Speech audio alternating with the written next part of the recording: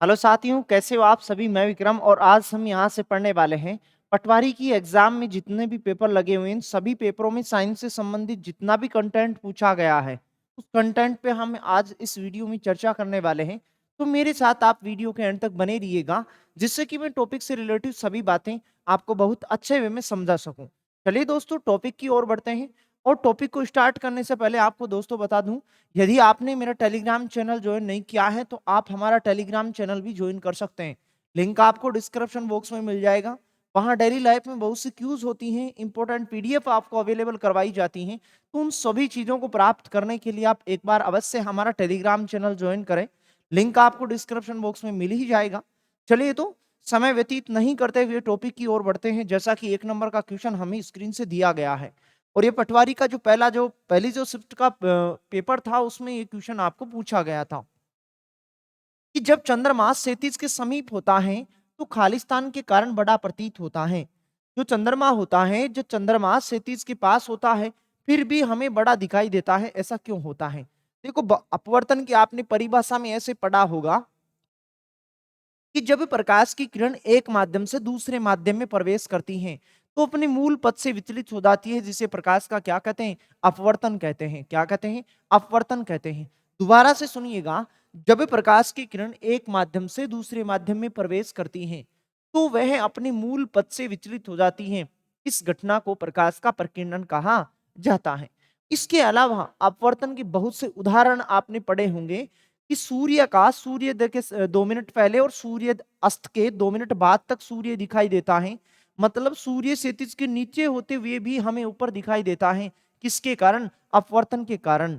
और आपने उदाहरण ऐसे जाना होगा कि तारे टिमटिमाते हैं। जो तारे होते हैं, इन तारों से आने वाला जो प्रकाश की जो किरण होती है वायुमंडल की विभिन्न प्रकार की परतों से गुजरने के कारण, सभी परतों का अपवर्तनांक अलग अलग होने के कारण, यानी कि सघन विरल होने के कारण ये माध्यम में आने वाली जो प्रकाश की किरण है वो टेढ़ी मेढ़ी आती है, जिससे हमें जो तारों से आने वाला जो प्रकाश होता है वो हमें ऐसे महसूस होता है कि तारे टिमटिमाते हुए प्रतीत हो रहे हैं। फिर भी आप किसी बनिए की दुकान में गए होंगे कि बनिए की दुकान में कांच के गिलास में पानी भरकर एक नींबू रखता है। क्या रखता है, नींबू रखता है। और उस नींबू को आप नोट करना कि वो नींबू आपको बड़ा दिखाई देता है। तो कांच के गिलास में रखा गया जो नींबू होता है, ये नींबू किसके कारण बड़ा दिखाई देता है, अपवर्तन के कारण दिखाई देता है। वही हमें इसमें भी ऐसे ही बताना था कि चंद्रमा क्षैतिज के समीप होते हुए भी बड़ा प्रतीत होता है। किसके कारण, वायुमंडलीय अपवर्तन यानी कि प्रकाश के अपवर्तन के कारण हमें ऐसा दिखाई देता है। सही जवाब होता है इसका ए, हमारा सही जवाब होगा। अगले प्रश्न की तरफ बढ़ते हैं। और अगला प्रश्न आपको क्लास वर्क में ऐसे के ऐसे नोट्सों में लिखाया गया है और जो पटवारी की एग्जाम में जितना भी कंटेंट पूछा गया है इसका अधिकतर मटेरियल तो आपके नोट्सों में हूबहू मिल जाएगा। एक बार यदि आपने हमारे नोट्सों को प्राप्त नहीं किया है तो सामान्य विज्ञान के संपूर्ण नोट्सों को प्राप्त करने के लिए आपको डिस्क्रिप्शन बॉक्स में सबसे ऊपर की तरफ जो लिंक दिया गया है उस लिंक के माध्यम से सामान्य विज्ञान के सभी नोट्सों को आप प्राप्त कर सकते हैं, जो प्रतियोगी परीक्षाओं में आपकी स्कोरिंग बढ़ाने के लिए बहुत ही हेल्पफुल रहने वाले हैं। और तो यदि आपने सामान्य विज्ञान से रिलेटेड सभी नोट्सों को यदि अभी तक प्राप्त नहीं किया तो पहले आप उन नोट्सों को प्राप्त करें। और यदि आप मेरे ऑफलाइन क्लास के स्टूडेंट होंगे तो आप इस बात से वाकिफ हो ही गए होंगे कि यहाँ से कंटेंट आपको किस प्रकार का पूछा जाता है। चलिए तो दूसरे नंबर के क्वेश्चन को अब तक आपने पढ़ा होगा। दूसरे नंबर के क्वेश्चन में यहाँ पूछा गया है कि पुरुष में हीमोग्लोबिन की मात्रा कितनी होती है। ऐसा हमें यहाँ से बताना था कि पुरुष में हीमोग्लोबिन की मात्रा कितनी होती है।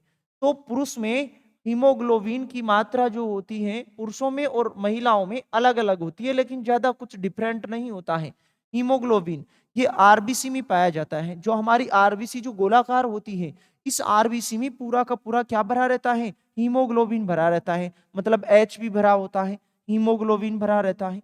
और इस हीमोग्लोबिन की जो मात्रा होती है वो मात्रा होती है लगभग 15 ग्राम पर मोल 100 ml होती है, पर 100 ml होती है। ऐसा हम यहाँ से बता सकते हैं। लेकिन यदि आपको 15 यदि नहीं दिया जाता है ऑप्शन में तो कुछ आगे पीछे दिया जा सकता है जो 15 के आसपास मान आपको सटीक यहाँ से जवाब मिल रहा होगा। 13 से 18 कौन सा मिल रहा होगा, 13 से 18 मिल रहा होगा। सही जवाब हम यहाँ से कौन सा बताते, सी हम यहाँ से सही जवाब बताते कि यदि महिलाओं में पूछे तो तब भी महिलाओं में कुछ आपके पास थोड़ा-सा कम होता है, लगभग 13 ग्राम के आसपास होता है, लगभग 13 ग्राम के आसपास होता है। तो महिलाओं में भी हम बता सकते हैं। तभी मैंने आपको ऐसे शुरू में ही ऐसे बता दिया कि हीमोग्लोबिन की यदि मात्रा यदि आपसे पूछी जाती है, तो 15 ग्राम के आसपास कुछ मान आपको दिया जाएगा। चलिए तो अगले खूबसूरत की सवाल की तरफ बढ़ते हैं और अगले क्वेश्चन में हमें दिया गया है वैक्सीनेशन शब्द एक लैटिन शब्द से व्युत्पन्न है जिसका संबंध होता है वैक्सीनेशन के बारे में बताना था। तो देखो सबसे पहले टीके की खोज किसने की थी? सबसे पहले टीके को खोजा गया था किसके द्वारा? एडवर्ड जेनर के द्वारा। किसके द्वारा खोजा गया था? एडवर्ड जेनर के द्वारा खोजा गया था। और एडवर्ड जेनर के द्वारा बनाया गया जो टीका था वो किसका टीका था? चेचक का टीका था, यानी कि स्मॉल पॉक्स का टीका था। और ये चेचक जो था वो कौन से जानवर में हुआ था? सबसे पहले गाय में हुआ था, यानी कि गाय में होने वाले चेचक के सबसे पहले टीके को विकसित किया था किसने? एडवर्ड जेनर ने। इसी कारण इसे प्रतिरक्षा विज्ञान, यानी कि आपके पास प्रतिरक्षा विज्ञान के बारे में यदि पूछा जाता है तो प्रतिरक्षा विज्ञान का जनक किसे कहते हैं? एडवर्ड जेनर को ही कहते हैं। और एडवर्ड जेनर को किसके लिए जानते हैं? चेचक के टीके के लिए जाना जाता है। और सबसे पहले जो चेचक का टीका बनाया गया था एडवर्ड जेनर के द्वारा, वो किसके द्वारा बनाया गया था? गाय में जो होने वाला जो स्मॉल पॉक्स था, यानी कि चेचक था, उसके टीके की खोज की गई थी। इसी से वैक्सीनेशन संबंधित होता है, यानी कि सही जवाब होगा क्या? सी हमारा यहाँ से राइट जवाब होता। इसी प्रकार अगले प्रश्न की तरफ बढ़ते हैं। जैसा कि हमें अगले प्रश्न में दिया गया है, विज्ञान की शाखाओं से रिलेटिव यदि आपने टॉपिक्स को नोट्सों में से पढ़ा होगा तो इस प्रश्न का आप सही जवाब बता सकते हैं। ये क्वेश्चन आपको नोट्सों में ऐसे की ऐसे मिलने वाला है। चाहे तो यदि आप हमारे साथ नए बने हुए हैं तो एक बार आप भी हमारे साथ सफर करके देखें कि प्रतियोगी परीक्षाओं के लिए हम जो कंटेंट देते हैं वो प्रतियोगी परीक्षाओं में आपको हूबहू पूछा जाता है। तो प्रतियोगी परीक्षाओं में अपनी सामान्य विज्ञान से संबंधित यदि स्कोरिंग को बढ़ाना चाहते हो तो आपने सही प्लेटफॉर्म को चुना है। और यहां से हम ऐसे ही धीरे धीरे सभी टॉपिक्स को कवर करने वाले हैं। तो जैसे कि किसी भी प्रकार की कोई एग्जाम हो गई, वहां यदि इस प्रकार के यदि क्वेश्चन पूछे जाते हैं तो उनका सही जवाब आप बता सकते हैं। तो एक बार आप नोट्सों में से इससे जुड़ी हुई सभी बातों को पढ़ सकते हैं। ठीक है, यहाँ देखो एक तो एपीकल्चर दिया गया है। हर साल किसी ना किसी परीक्षा के पेपर में ये दो चीजें पूछी जाती हैं। एक तो एपीकल्चर के बारे में पूछा जाता है और एक सेरीकल्चर के बारे में पूछा जाता है। इन दोनों के बारे में स्टूडेंट के भी कंफ्यूज चलता है। और ये दोनों के दोनों हर साल किसी ना किसी पेपर में अवश्य पूछे जाते हैं। इंपॉर्टेंट है दोनों के दोनों। एपीकल्चर तो होता है किससे रिलेटिव? मधुमक्खी पालन से संबंधित होता है। किससे संबंधित होता है? मधुमक्खी पालन से संबंधित होता है। और जो सेरीकल्चर होता है, ये सेरीकल्चर संबंधित होता है किससे? रेशम कीट से संबंधित होता है। किससे होता है? रेशम कीट से संबंधित होता है। तो ऐसा हम बता सकते हैं। यहां से चाहें तो आप अपनी नोटबुक में भी अच्छे वे में यहां से लिख सकते हैं। बहुत बार परीक्षाओं में पूछा जा चुका है इनसे रिलेटिव बातें। तो यहाँ दिया गया हमें, एक तो दिया गया क्या? एपीकल्चर। तो एपीकल्चर तो किससे संबंधित होगा? मधुमक्खी पालन से। और विटीकल्चर होता है किससे? अंगूर की खेती से रिलेटिव होता है। सिल्वीकल्चर होता है वनवर्धन से संबंधित होता है। तो ऐसा हम यहाँ से सही जवाब बता सकते थे कि हमारा जो ए होगा वो ए तो मिलान करेगा किससे? 2 से, और बी मिलान करेगा 3 से, और सी मिलान करेगा किससे? 1 से। यानी कि हमारा यहाँ से सही जवाब होगा 2 3 1, यानी कि ए ऑप्शन हमारा सही जवाब होगा। इससे जुड़ी हुई सभी बातें भी आपने जाना होगा। और विज्ञान की शाखाओं से रिलेटिव यदि आपने टॉपिक्स को पढ़ना चाहते हैं तो आप हमारे नोट्सों को प्राप्त करें। नोट्सों को प्राप्त करने के लिए डिस्क्रिप्शन बॉक्स में जाना होगा। डिस्क्रिप्शन बॉक्स में सबसे ऊपर की तरफ जो लिंक दिया गया होगा वो आपको सामान्य विज्ञान के नोट्सों तक पहुंचा देगा। चलिए अगले प्रश्न की तरफ बढ़ते हैं। जैसा कि हमें अगले प्रश्न में दिया गया है कि मधुमेह रोगी में खालिस्तान द्वारा शर्करा की जांच की जाती है। मधुमेह का जो रोगी होता है, इस रोगी में शर्करा की जांच के लिए कौन सा परीक्षण करते हैं? तो वो होता है परीक्षण कौन सा? बेनेडिक्ट परीक्षण होता है या बेनेडिक्ट टेस्ट होता है। और एलिसा टेस्ट के बारे में भी जानिएगा। एड्स के रोगी के लिए जो परीक्षण किया जाता है वो कौन सा होता है? एलिसा टेस्ट होता है। तो यदि एड्स के बारे में यदि आपसे पूछा जाता है तो सही जवाब होगा कौन सा? एलिसा। और यहाँ ग्लूकोज यानी कि शर्करा के बारे में हमें यहाँ से पूछा गया है तो यहाँ से सही जवाब होगा बेनेडिक्ट टेस्ट होगा। अगले प्रश्न की तरफ बढ़ते हैं। जैसा कि अगले प्रश्न में हमें दिया गया है कि फल पकवन के दौरान उद्दीपन उत्पन्न करता है, मतलब फल पकाने के लिए कौन रेस्पॉन्सिबल होता है? तो फल पकाने के लिए पेड़ पौधों में एक हार्मोन के रूप में गैस पाई जाती है। वो कौन सी होती है? वो होती है एथिलीन। ये हार्मोन के रूप में पाया जाता है, एथिलीन हार्मोन के रूप में पेड़ पौधों से निकलता है, जो फल को क्या कहते हैं? फल को पकाने का काम करता है। यानी कि फल पकता है किसकी सहायता से? एथिलीन की सहायता से। लेकिन जो फल होता है, इस फल को प्राकृतिक तरीके से पकाता है। फल को प्राकृतिक तरीके से पकाता है, प्राकृतिक तरीके से पकाता है। और यदि इसी पर्सन को आपको लैंग्वेज बदल के यदि ऐसे दी जाती है कि फल को कृत्रिम तरीके से कौन पकाता है? कृत्रिम तरीके से पकाने के लिए हम किसका उपयोग करते हैं? किसी भी फल को कृत्रिम तरीके से पकाने के लिए एसिटिलीन का सहारा लेते हैं। किसका सहारा लेते हैं? एसिटिलीन का सहारा लेते हैं। मतलब एसिटिलीन तो फलों को पकाता है कृत्रिम तरीके से, और एथिलीन पकाता है फलों को कृत्रिम तरीके से पकाता है। तो हो सकता है आपको लैंग्वेज में कुछ अलग देके भी आगामी प्रतियोगी परीक्षाओं में यहाँ से प्रश्न पूछा जा सकता है। तो एथिलीन और एसिटिलीन दोनों का ध्यान रखिएगा। एथिलीन फलों को पकाता है कृत्रिम तरीके से, और फलों को प्राकृतिक तरीके से पकाते हैं किससे? एसिटिलीन की सहायता से पकाते हैं। तो यहां से हमारा राइट जवाब होगा ए, यहां से सही जवाब होगा कि एथिलीन हमारा यहां से सही जवाब होगा।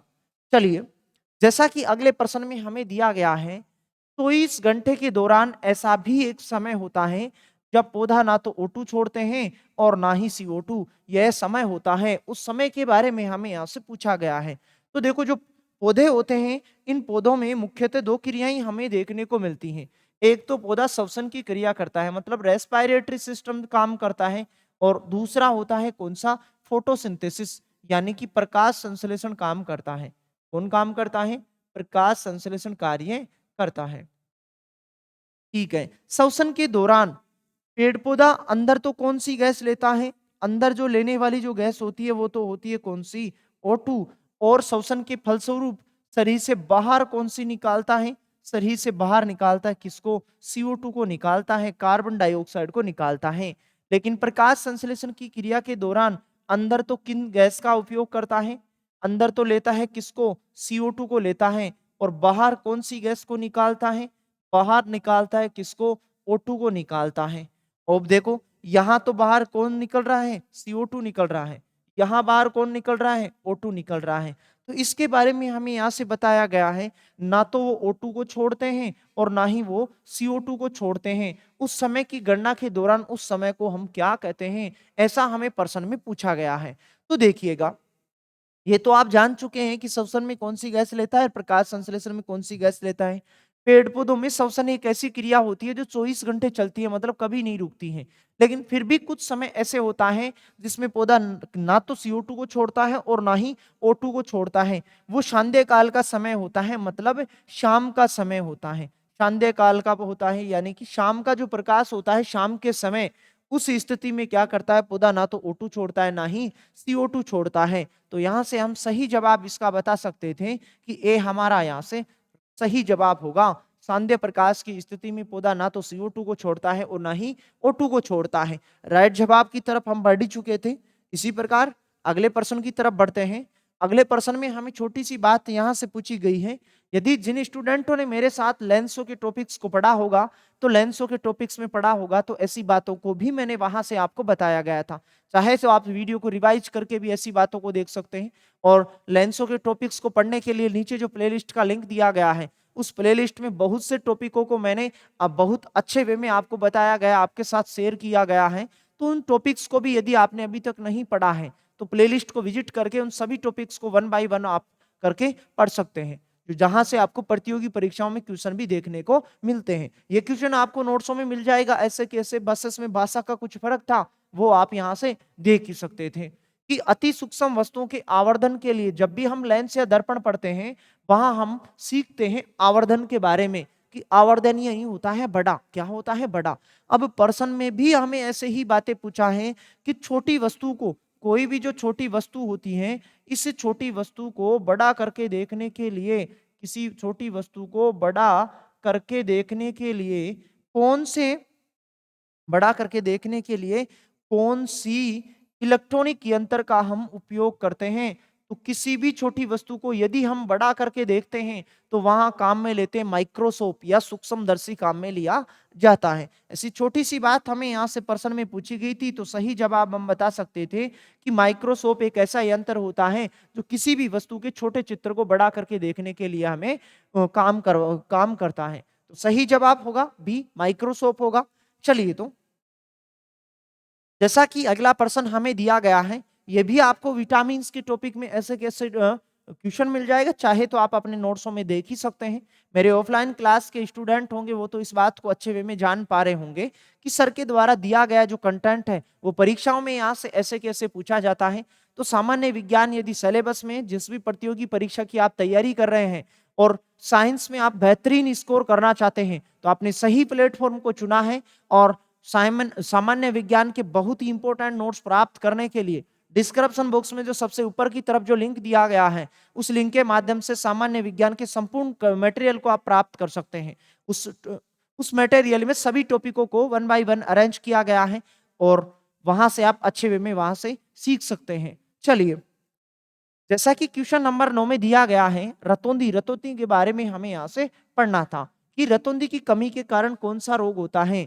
तो रतौंधी की किसकी विटामिन की कमी से होता है, विटामिन ए की कमी से होने वाला जो रोग होता है इस रोग को कहते हैं हम कौन सा, इस रोग को कहते हैं कौन सा, विटामिन ए के से होने वाला जो रोग होता है उसे कहते हैं हम क्या, रतौंधी रोग कहते हैं, यानी कि रात्रि अंधापन कहते हैं।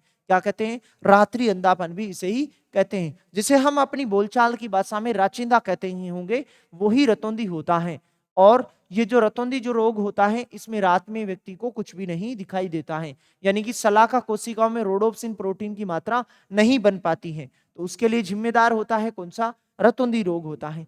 बाकी विटामिन जो के होता है, ये विटामिन के क्या करता है, रक्त का थक्का देरी से बनाता है। यदि विटामिन के की कमी हो जाती है तो रक्त का थक्का होता है वो देरी से बनता है। विटामिन सी की कमी से होने वाला जो रोग होता है वो कौन सा होता है, स्कर्वी रोग होता है।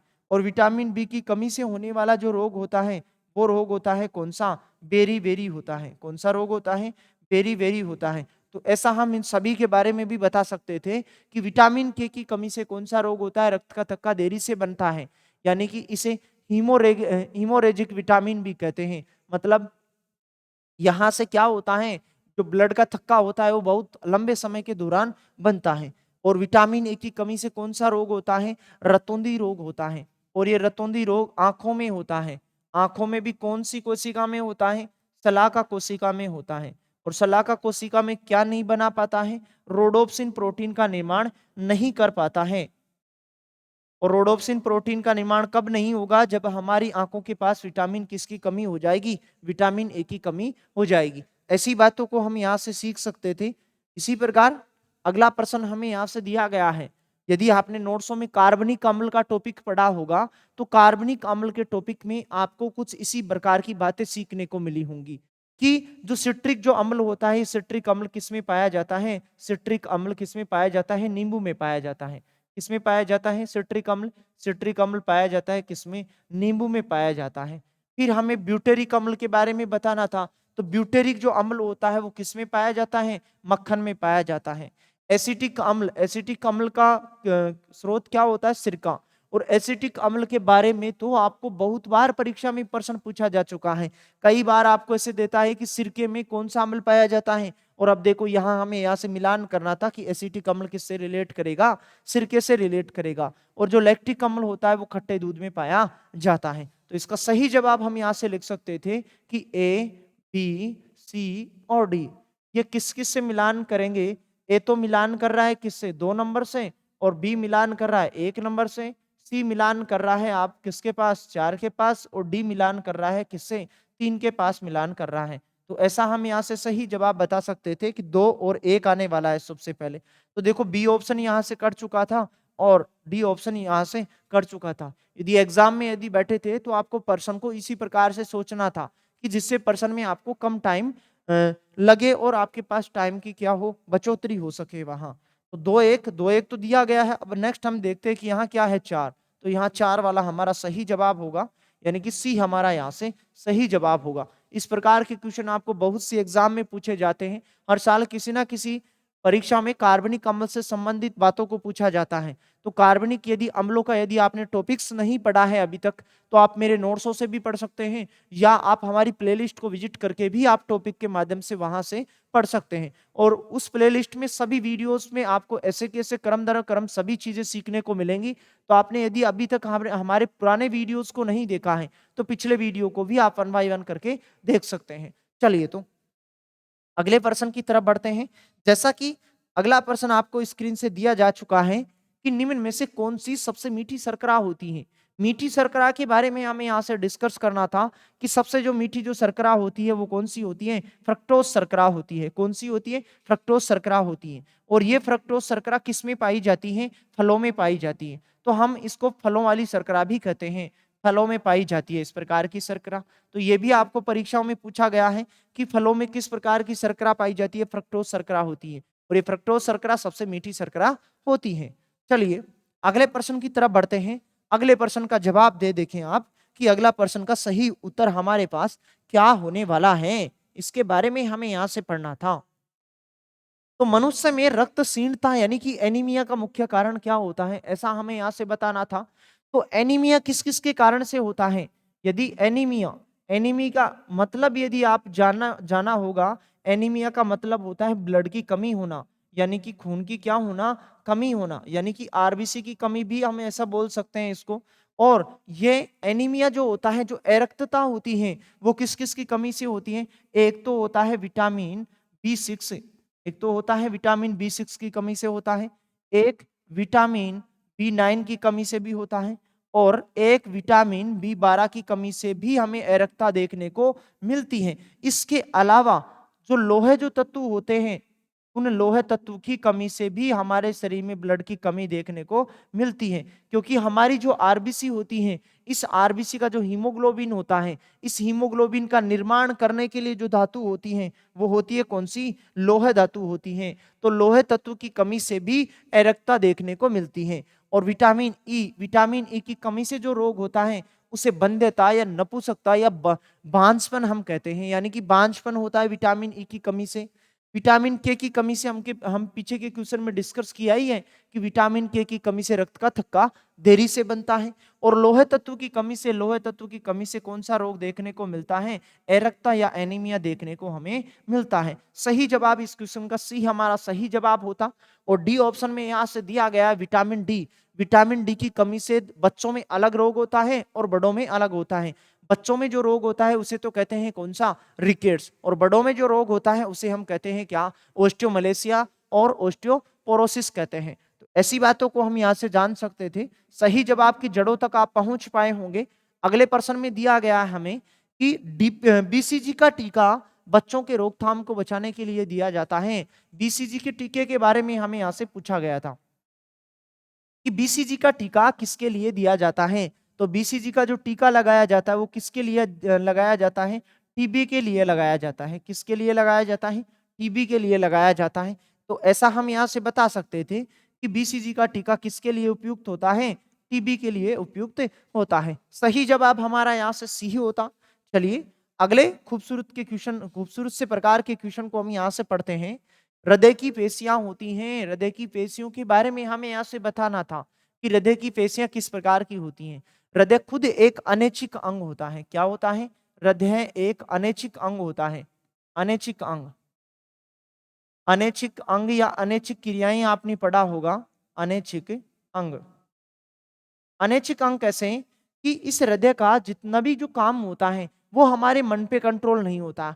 क्या आप अपने मन के द्वारा हृदय को आदेश देते हो क्या कि हृदय कौन से काम तेरे को करना है या कौन सा नहीं करना है।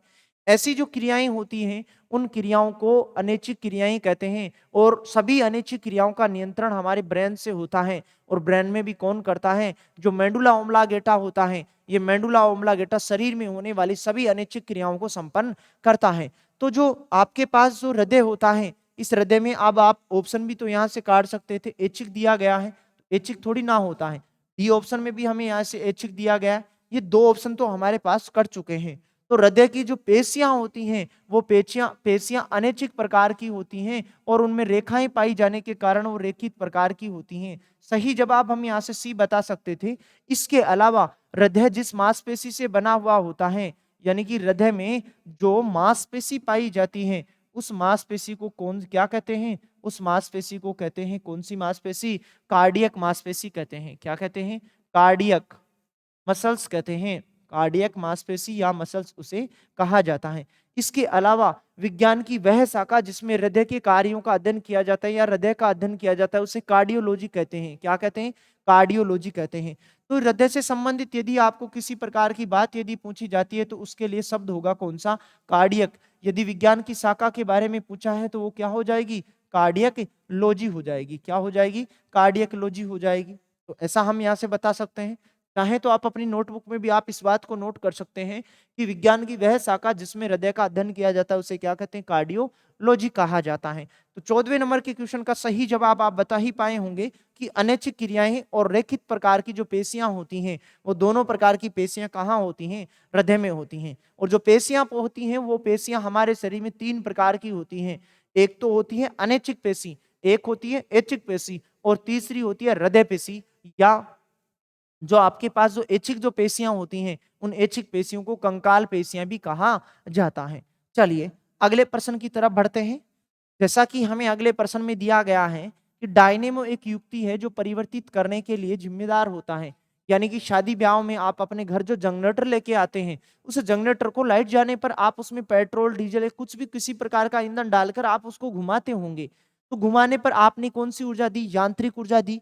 और वो जनरेटर कौन सी ऊर्जा पैदा करने लग गया? विद्युत ऊर्जा पैदा करने लग गया। तो जो डायनेमो होता है, डायनेमो यांत्रिक ऊर्जा को विद्युत ऊर्जा में परिवर्तित करने की एक युक्ति होती है। इससे पहले भी आपको इस प्रकार का क्वेश्चन बहुत बार एग्जाम में पूछा जा चुका है। तो क्वेश्चन को आप सही वे में जाने। प्रत्येक साल ऊर्जा के टॉपिक में किसी ना किसी आपको परीक्षाओं में प्रश्न देखने को मिल ही जाएंगे। तो ऊर्जा के टॉपिक्स को भी आप प्लेलिस्ट में जाकर देख सकते हैं। तो यांत्रिक ऊर्जा को विद्युत ऊर्जा में बदलता है कौन? डायनेमो बदलता है। सही जवाब होगा बी, हमारा यहाँ से सही जवाब होगा।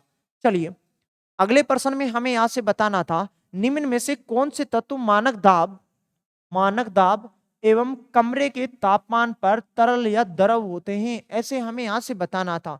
क्लास वर्क में भी आपको बहुत बार इसके बारे में डिस्कस करवाया हुआ है कि आवर्त सारणी के 2 ऐसे तत्व होते हैं जो क्या होते हैं? तरल अवस्था या द्रव अवस्था में पाए जाते हैं। एक तो होता है कौन सा? मरकरी होता है। क्या होता है? मरकरी होता है। और दूसरा जो तत्व होता है वो होता है कौन सा? ब्रोमीन। ये दोनों के दोनों कमरे के तापमान पर तरल अवस्था में पाए जाते हैं। अक्सर स्टूडेंट मरकरी का ध्यान में रखता है तो पर्सन को थोड़ा गलत भी कर सकता है। तो आप इन दोनों को ध्यान में रखें कि मरकरी एक तो होता है कौन? मरकरी, और एक होता है ब्रोमीन या ब्रोमाइन होता है, जो कि क्या करता है? कमरे के ताप पर तरल अवस्था में पाया जाता है। लेकिन इनमें भी आपको परीक्षाओं में अलग प्रकार के प्रश्न पूछे जाते हैं। लास्ट टाइम इनसे रिलेटिव महिला सुपरवाइजर में प्रश्न पूछा गया था कि एक ऐसी धातु का नाम बताओ निम्नलिखित में से जो तरल अवस्था में पाई जाती है। तो यदि धातु के बारे में पूछे ना तरल अवस्था में, तो वो होती है कौन सी? मरकरी होती है। तो धातु तो कौन सी होती है? मरकरी। और यदि ब्रोमीन होती है, यदि हमें परीक्षा में अधातु के बारे में पूछा जाता है कि ऐसी अधातु का नाम बताओ जो तरल अवस्था में होती है, तो अधातु तो कौन सी होती है? ब्रोमीन। और धातु के बारे में पूछा जाए तो कौन होता है? पारा या मरकरी होता है। और इस पारे का प्रतीक चिन्ह क्या होता है? Hg होता है। आवर्त सारणी में इसका परमाणु क्रमांक कितना होता है? 80 होता है। कितना होता है? 80 होता है। तो अब हम यहाँ से सही जवाब अपना बता ही सकते थे कि यहाँ से बी राइट जवाब होगा। चलिए अगले प्रश्न की तरफ बढ़ते हैं। जैसा कि हमें अगले प्रश्न में दिया गया है, जठर शोध मानव शरीर के किस भाग को प्रभावित करता है? जठर शोध। तो जहां कहीं भी आपने पाचन तंत्र मेरे से पढ़ा होगा, तो पाचन तंत्र में मैंने आपको ऐसे बताया होगा कि पाचन तंत्र का मुख्य काम किसमें संपन्न होता है? आमाशय में संपन्न होता है। और इस आमाशय में भोजन 3 से 4 घंटे तक रुकता है। 3 से 4 घंटे इस कारण रुकता है क्योंकि आमाशय की दीवार जो होती है, इस दीवार में जठर रस पाया जाता है। जठर रस। तो ये आमाशय किस रस का स्राव करता है? जठर रस का स्राव करता है। और इस जठर रस में विभिन्न प्रकार के पाचक एंजाइम पाए जाते हैं। एक तो होता है अम्ल होता है, वो होता है HCl अम्ल होता है। एक होता है रेनिन एंजाइम होता है, रेनिन एंजाइम होता है। एक पेप्सिन एंजाइम होता है। ऐसे विभिन्न प्रकार के एंजाइम होते हैं जो जठर रस में पाए जाते हैं। और इस जठर रस का स्राव कहाँ होता है? आमाशय में होता है। कहाँ होता है? आमाशय में होता है। ऐसा हमें आमाशय ऑप्शन नहीं मिल रहा था, तो किस भाग को प्रभावित करता है? तो वो करता है किसको? उदर भाग को प्रभावित करता है। क्या करता है? उदर भाग को प्रभावित करता है। यानी कि जो आमाशय होता है, जिसे हम पेट भी कह सकते हैं, उदर भाग में ये पाया जाता है। सही जवाब हम यहाँ से डी हमारा सही जवाब बता सकते थे यहाँ से। बाकी ऑप्शन वहां से कट ही चुके हैं कि जठर से रिलेटिव फेफड़े में कोई काम नहीं होता, ना त्वचा में कोई काम होता है, ना ही पैर में कोई काम होता, या फिर आपके जठरस पैरों में स्रावित होता है क्या? ऐसा है क्या कोई जिसमें जिसके पैरों से जठरस का स्राव होता हो तो किसी ना किसी चीज का पाचन करता होगा? फिर ऐसा नहीं है। चलिए अगले प्रश्न की तरफ बढ़ते हैं। जैसा कि हमें अगले प्रश्न में दिया गया है कि मेरु तंत्रिकाएं युग्म पाए जाते हैं। मानव शरीर में मेरु तंत्रिकाएं कितनी होती हैं? जब भी आपने तंत्रिका तंत्र पढ़ा होगा तो इस तंत्रिका तंत्र का जब टॉपिक अंतिम चरण पे रहा होगा तो मैंने आपको ऐसे बताया होगा कि 31 जोड़ी तो मेरु तंत्रिकाएं होती हैं, 31 जोड़ी तो मेरु तंत्रिकाएं होती हैं और 12 जोड़ी कपाल तंत्रिकाएं होती हैं। क्या होती हैं? कपाल तंत्रिकाएं होती हैं। कपाल तंत्रिकाओं के बारे में पूछा जाता है तो कपाल तंत्रिकाएं होती हैं 12, और यदि मेरु तंत्रिकाओं के बारे में पूछा जाता है तो मेरु तंत्रिकाएं होती हैं कितनी? 31 होती हैं। तो यहां से हम सही जवाब बता सकते थे कि मेरु तंत्रिकाओं की संख्या होती है कितनी? 31 होती है। चलिए अगले प्रश्न की तरफ बढ़ते हैं। जैसा कि हमें अगले प्रश्न में एक छोटी सी बात से यहाँ वाकिफ होना था कि मशरूम क्या है, तो मशरूम एक कवक का प्रकार होता है। किसका प्रकार होता है? कवक का प्रकार होता है। इस प्रकार हम यहाँ से अपना सही जवाब बता सकते थे। चलिए अगले प्रश्न को पढ़ते हैं, देखें। और अगले प्रश्न में हमें पूछा गया है कि एंजाइम जिसकी उपस्थिति में ग्लूकोज व फ्रक्टोज एल्कोहल में परिवर्तित होते हैं, उस एंजाइम के बारे में हमें यहाँ से बताना था कि एंजाइम जो होता है, ऐसा कौन सा एंजाइम होता है जो ग्लूकोज और फ्रक्टोज को एल्कोहल में परिवर्तित करता है, यानी कि किण्वन के प्रोसेस में काम आता है। तो वो एंजाइम होता है कौन सा? जाइमेज एंजाइम होता है। तो यदि किण्वन के प्रोसेस में काम आने वाले एंजाइम के बारे में यदि पूछा जाता है तो सही जवाब आपको टिक करना होगा, जाइमेज हमें यहाँ से टिक करना होगा। और जितने भी एंजाइम शरीर में निकलते हैं, जितने भी एंजाइम निकलते हैं, सभी के सभी एंजाइम आपके पास कौन सी ग्रंथियों से निकलेंगे? बाह्य स्रावी ग्रंथियों से स्रावित होंगे। यानी कि बाह्य स्रावी ग्रंथियां अपने स्राव के दौरान किसका स्राव करती हैं? एंजाइम का स्राव करती हैं। और यदि हार्मोन्स के बारे में यदि हमें परीक्षाओं में पूछा जाता है तो हार्मोन्स को स्रावित करती हैं कौन सी? अंतःस्रावी ग्रंथियां। यानी कि अंतःस्रावी ग्रंथियां अपने स्राव के दौरान किसको छोड़ती हैं? हार्मोन्स को छोड़ती हैं। और बाह्य स्रावी ग्रंथियां अपने स्राव को दौरान किसको छोड़ती हैं? एंजाइम को छोड़ती हैं। और एंजाइम किसी ना किसी चीज को पचाने या उसको छोटे टुकड़ों में तोड़ने के लिए काम करता है। सही जवाब हम यहाँ से 20वें का जान ही चुके हैं। अगले खूबसूरत से क्वेश्चन को पढ़ते हैं हम यहाँ से। डीपीटी टीका इन बीमारियों से बचाव के लिए दिया जाता है। डीपीटी, यहाँ कंफ्यूज करने वाले ऑप्शन भी हमें यहाँ से दिए गए थे, तो इस बात को हम अच्छे वे में यहाँ से जान सकते थे कि डीपीटी, यहाँ डीपीटी में डी का मतलब होता है डिप्थीरिया। क्या होता है? डिप्थीरिया। तो डी का मतलब तो होता है डिप्थीरिया, और पी का मतलब यहाँ से होता है पर्टुसिस। क्या होता है? पर्टुसिस होता है। यदि पी के बारे में पूछा जाता है तो पी पर्टुसिस से रिलेट होता है। और इसके अलावा टी का मतलब होता है क्या? टिटनस। क्या होता है? टिटनस होता है। तो हम ऐसा यहां से बता सकते हैं, एक ही टीका 3 अलग अलग रोगों के लिए जिम्मेदार होने के कारण इस डीपीटी के टीके को ट्रिपल वैक्सीन भी कहा जाता है। क्या कहा जाता है? ट्रिपल वैक्सीन भी कहा जाता है। ऐसा भी आप ध्यान में रखें, परीक्षा में डायरेक्ट ग्रुप डी की एग्जाम में पूछा गया है कि निम्न में से ट्रिपल वैक्सीन बच्चों में किस रोग के लिए रोकथाम करती है या किस रोग से संबंधित होती हैं? तो ट्रिपल वैक्सीन कहते हैं किसको? डीपीटी को कहते हैं। और डीपीटी किससे? डिप्थीरिया, पर्टुसिस और टिटनस से संबंधित होती हैं। सही जवाब को हम चुन सकते थे यहाँ कि सी हमारा यहाँ से सही जवाब होने वाला है। चलिए अगले प्रश्न की तरफ बढ़ते हैं। जैसा कि हमें अगले प्रश्न में दिया गया है कि बॉक्साइड किसका अयस्क होता है? बॉक्साइड किसका अयस्क होता है? ऐसा हमें यहाँ से चुनना था। तो जो बॉक्साइड जो अयस्क होता है वो किसका होता है? एल्यूमिनियम का होता है। किसका होता है? एल्यूमिनियम का होता है। सही जवाब हम यहाँ से बता सकते थे कि बी हमारा यहाँ से सही जवाब होने वाला है। जबकि लोहे के यदि ऑक्साइड के बारे में यदि पूछा जाए आपसे कि लोहे के जो अयस्क होते हैं वो क्या होते हैं, तो लोहे के जो अयस्क होते हैं वो होते हैं हीमेटाइट, मैग्नेटाइट और सीडेनाइट होते हैं। ऐसा हम अपनी नोटबुक में भी इस बात को लिख सकते थे। चलिए अगले प्रश्न को पढ़ते हैं हम यहाँ से। अगले प्रश्न में दिया गया है, किसे लाफिंग गैस यानी कि हास्य गैस के रूप में जाना जाता है?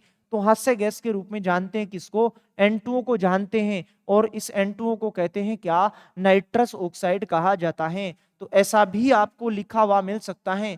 कोई जरूरी नहीं कि परीक्षा में आपको सूत्र के दौरान ही लिखा हुआ मिलेगा। परीक्षा में नाइट्रस ऑक्साइड लिखा हुआ भी पूछा गया प्रश्न है कि नाइट्रस जो ऑक्साइड होता है उसे हास्य गैस के रूप में काम में लेते हैं। तो इसका सही जवाब हम यहाँ से बता सकते थे, बी हम सही जवाब बता सकते थे। और जो मेथेन होता है, इस मेथेन को गोबर गैस भी कहते हैं। क्या कहते हैं? गोबर गैस भी कहते हैं। तो ऐसा हम यहाँ से बता सकते थे कि गोबर गैस किसे कहते हैं? मेथेन को कहते हैं। और जो CO होता है, कार्बन मोनोऑक्साइड, इसे दम गोटू गैस भी कहते हैं। चलिए अगले प्रश्न को पढ़ते हैं हम यहाँ से। और हमारा अगला प्रश्न दिया गया है, मानव शरीर में फेफड़े कहाँ स्थित होते हैं? फेफड़े के बारे में हमें यहाँ से बताना था। तो फेफड़े कहाँ स्थित होते हैं, ऐसा हमें यहाँ से डिस्कस करना था। तो कुछ तो आपको, जैसे मान लो ये प्रश्न नहीं आ रहा था एग्जाम में, तो क्या करना था आपको? ज्यादा से ज्यादा इसके ऑप्शन कट करने थे। कि ऑप्शन कौन से कट हो रहे थे? यहाँ मुख गुहा। क्या आपके फेफड़े आपके मुंह में पाए जाते हैं? क्या नहीं पाए जाते? या आप में से कोई ऐसा स्टूडेंट है क्या जिसके मुंह में फेफड़े पाए जा रहे हैं? ऐसा नहीं है। कॉमन सेंस से भी आप इस प्रश्न का जवाब बता सकते थे। फिर है हृदयावरणी, कि हृदय के बाहर की तरफ, मतलब हृदय जो होता है, हार्ट जो होता है, इस हार्ट के बाहर की तरफ पाए जाते हैं क्या फेफड़े? या हार्ट के आसपास पाए जाते हैं, या हार्ट में पाए जाते हैं? ऐसा भी नहीं है। सी ऑप्शन हमारा यहाँ से गलत होता। अब हमारा या तो जवाब होता उदरीय गुहा, या जवाब होता वक्षीय गुहा। तो उदरीय गुहा तो किसे कहते हैं? वक्षीय गुहा किसे कहते हैं? उदरीय गुहा कहते हैं हम पेट को, यानी कि जहां हमारा आमाशय पाया जाता है। तो आमाशय हमारी जो पसलियां होती हैं, इनका थोड़े से नीचे की तरफ स्थित होता है। और पसलियों के जो ऊपर वाला या पसलियों के अंदर वाला जो हिस्सा होता है, उसको कहते हैं क्या? वक्षीय गुहा। और हमारे दोनों के दोनों फेफड़े होते हैं, वो इन पसलियों के अंदर की तरफ सुरक्षित रहते हैं, जिसको कहते हैं अपन क्या? वक्षीय गुहा कहते हैं। जब भी आपने मेरे साथ क्लास में श्वसन तंत्र का टॉपिक पढ़ा होगा, तो वहां सबसे पहले मैं आपको इसी बात से वाकिफ करवाता हूं कि वक्षीय गुहा में 2 फेफड़े पाए जाते हैं, जो श्वसन की क्रिया के लिए रेस्पॉन्सिबल होते हैं। सही जवाब हम यहां से बता सकते थे कि फेफड़े कहां होते हैं? वक्षीय गुहा में पाए जाते हैं। अगला प्रश्न है हमारा, निम्न में से कौन सा एक सुमेलित है? सुमेलित के बारे में हमें यहां से बताना था। अब देखो, कोरोनरी अटैक, कोरोनरी अटैक के आगे लिखा है संवहनी विस्फारण। विस्फारण का मतलब होता है फैलना। कि जो कोरोना जो धमनी होती है, वो कोरोनरी धमनी कहाँ होती है? हार्ट में जुड़ी रहती है। तो क्या कोरोनरी अटैक तब होता है क्या जब नलिकाएं फैल जाती हैं? नहीं, ऐसा नहीं होता है। इस कोरोनरी अटैक में वसा की मात्रा जम जाने के कारण ये जो संवहनी विस्थापन, संवहनी जो आपके पास विस्थापन के बारे में दे रखा है, ये गलत दे रखा है। क्यों? क्योंकि जो कोरोनरी अटैक होता है, इस कोरोनरी अटैक में जो धमनियां होती हैं वो ब्लॉकेज हो जाती हैं, मतलब सिकुड़ जाती हैं, जिससे ब्लड का प्रवाह नहीं हो पाता है। तो ए कथन तो यहाँ गलत दिया गया है। चलो बी कथन में दिया गया क्या है? एथेरोस्क्लेरोसिस, यानी कि धमनियों में अवरुद्ध, यानी कि जितनी भी हमारे शरीर में जो धमनियां होती हैं, उन धमनियों में वसा की मात्रा जम जाने के कारण जो हमारे को रोग देखने को मिलता है, उसे कहते हैं क्या? एथेरोस्क्लेरोसिस कहते हैं। यानी कि बी में सही कथन लिखा है। बाकी इन दोनों को भी हम यहाँ से देख सकते थे।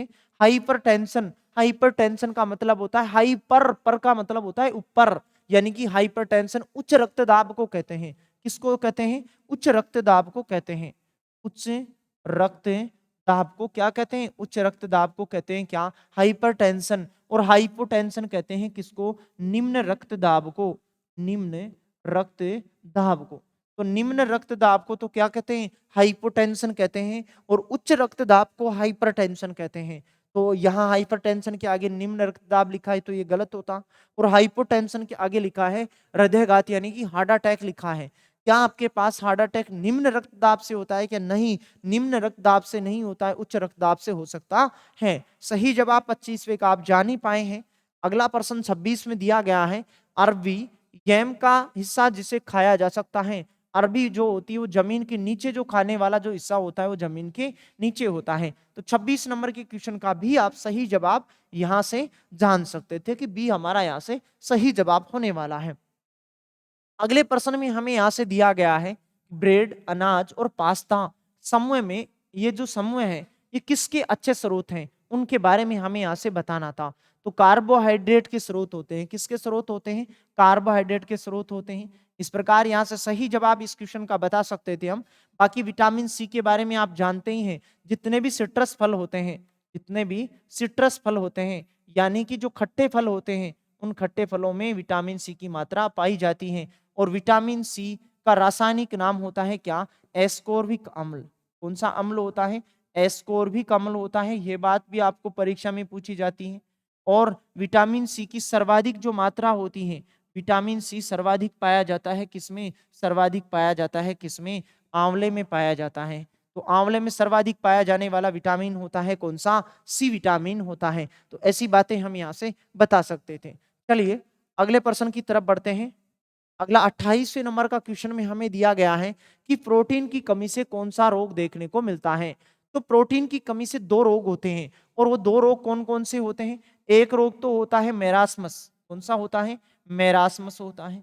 और जो दूसरा जो रोग होता है, वो दूसरा रोग होता है कौन सा? क्वाश्योरकर होता है। कौन सा होता है? क्वाश्योरकर होता है। तो प्रोटीन की कमी से होने वाले रोग हो गए, एक तो आपके पास मेरास्मस, और एक कौन सा हो गया? एक हो गया क्वाश्योरकर हो गया है। तो सही जवाब यहाँ से 28वें नंबर के क्वेश्चन का सही जवाब होगा सी, हमारा यहाँ से सही जवाब होगा। तो पिछली जो पटवारी की एग्जाम कुछ दिनों पहले आपके पास हुई है, उस पटवारी की एग्जाम में जितने भी साइंस के क्वेश्चन पूछे जा चुके हैं, उन सभी क्वेश्चनों को हम यहाँ से डिस्कस कर चुके हैं। और उम्मीद करता हूँ सभी क्वेश्चन आपको समझ में भी आए होंगे, और इन क्वेश्चनों के आप स्कोरिंग बेहतरीन लेवल तक तब कर पाए होंगे जब आपने मेरे नोट्सों को एक बार पढ़ा है। यदि आपने मेरे नोट्सों को अभी तक आपने नहीं पढ़ा है, जो सभी प्रतियोगी परीक्षाओं के लिए बहुत ही इंपॉर्टेंट साबित होते हैं, तो उन सभी नोट्सों को प्राप्त करने के लिए डिस्क्रिप्शन बॉक्स का सहारा लें। डिस्क्रिप्शन बॉक्स में सबसे ऊपर की तरफ आपको एक पीडीएफ का लिंक दिया गया है। उस लिंक के माध्यम से सामान्य विज्ञान के संपूर्ण नोट्सों को आप प्राप्त कर सकते हैं। चलिए दोस्तों, आज के इतना ही। फिर मुलाकात करता हूं किसी अगले वीडियो में, और ऐसी ही आपके पास बहुत ही इंपॉर्टेंट बातों को शेयर उस वीडियो में हम यहाँ से करने वाले हैं। चलिए दोस्तों, अब हम यहाँ से विदा लेते हैं। सभी को गुड बाय।